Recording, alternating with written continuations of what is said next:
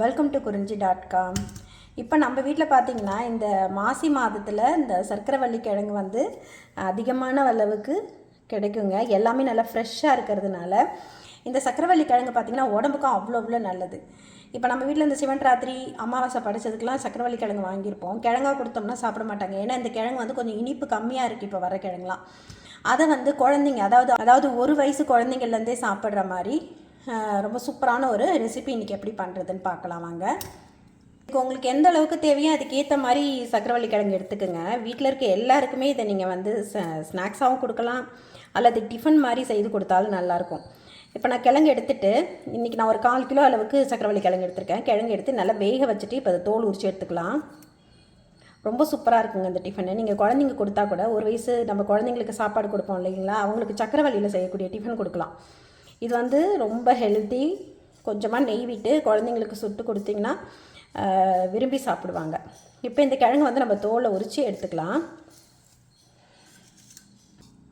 உங்களுக்கு எந்த அளவுக்கு சர்க்கரைவள்ளி கிழங்கு தேவையோ அந்த அளவுக்கு. இதில் அளவுலாம் எதுவும் கிடையாதுங்க. இட்லி பாத்திரத்தில் வேக வச்சுட்டு இப்போ தோல் நீக்கி இப்போ எடுத்து வச்சுக்கலாம். இதை வந்து நம்ம நல்லா மசிச்சுக்கலாம் கையாலேயோ அல்லது இந்த மாதிரி மேஷை விட்டு. இப்போ இதை நல்லா இந்த மாதிரி மசிச்சு விட்டுக்குங்க.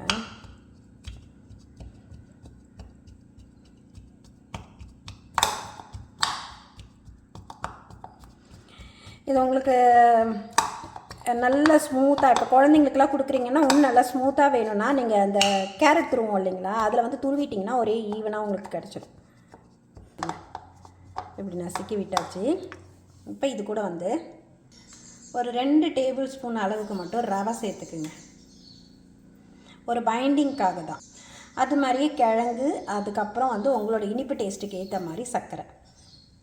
இந்த சர்க்கரைவள்ளி கிழங்குல லைட்டாக இனிப்பு இருக்கும். இப்போ வர கிழங்குல இனிப்பு கம்மியாக இருக்கிறதுனால மட்டும் நமக்கு தேவைப்பட்டால் எக்ஸ்ட்ரா சர்க்கரை சேர்த்துக்கலாம். சர்க்கரைன்னு இல்லைங்க, வெல்லம், நாட்டு சர்க்கரை எது வேணாலும் சேர்த்துக்கோங்க. 1 சிட்டிகை உப்பு, கொஞ்சமாக ஏலக்காய் தூள். இது ஆப்ஷனல் தாங்க, உங்களுக்கு அந்த வாசனை பிடிச்சதுன்னா சேர்த்து.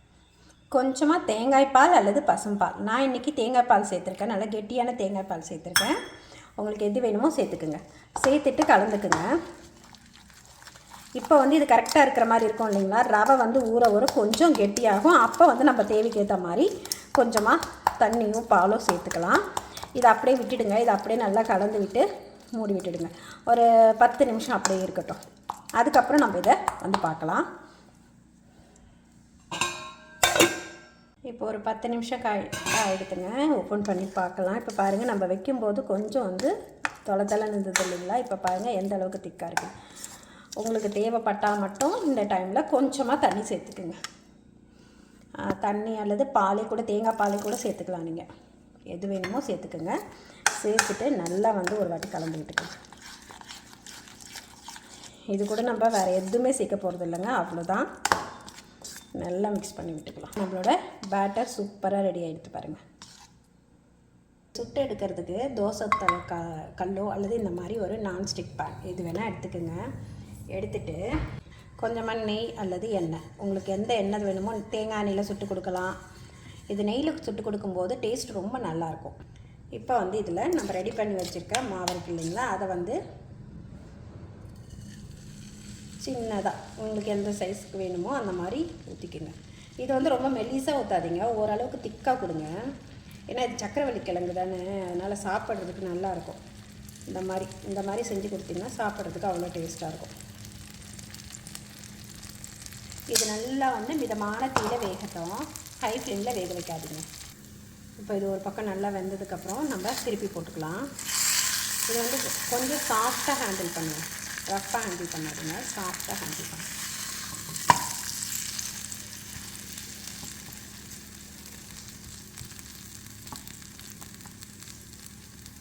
நல்லா வேகட்டும். இப்போ பாருங்கள், இது 2 பக்கமும் நல்லா வெந்திருக்கு.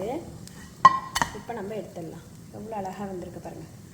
சாப்பிட்றதுக்கும் நல்லா மேலே கிறிஸ்பியாக, உள்ள ரொம்ப நல்லாயிருக்கும். இப்போ இந்த மாதிரி நம்ம அடுத்தடுத்து சுட்டு எடுத்துக்கலாம்.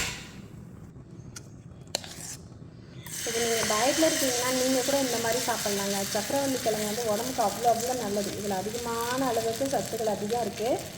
இது குழந்தைங்களுக்கும் நீங்கள் டிஃபனாக செஞ்சு கொடுக்கலாம், நீங்களும் சாப்பிட்லாம். ஈவினிங் டைமில் ஸ்நாக்ஸுக்கு பதிலாக இந்த மாதிரி எடுத்து சாப்பிடுங்க. ரொம்ப நல்லாயிருக்கும். உங்களுக்கு ஸ்வீட்னஸ் தேவையில்லை அப்படின்னா அந்த சக்கரவள்ளி கிழங்குல இருக்கிற ஸ்வீட்டோட கூட விட்டுடலாம். எக்ஸ்ட்ரா சேர்க்கும் போது குழந்தைங்க விரும்பி சாப்பிடுவாங்க.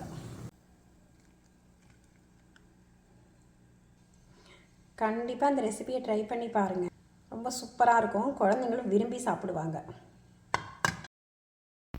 ரொம்ப சூப்பராக இருக்குது பாருங்கள். இதை வாயில் வச்சோன்னே கரைஞ்சிரும். அந்தளவுக்கு நல்லா மிருதுவாக இருக்கும். நீங்கள் 1 வயசு குழந்தைங்களுக்கு கூட இதை சாப்பிட கொடுக்கலாங்க. கண்டிப்பாக அந்த ரெசிபியை ட்ரை பண்ணி பாருங்கள்.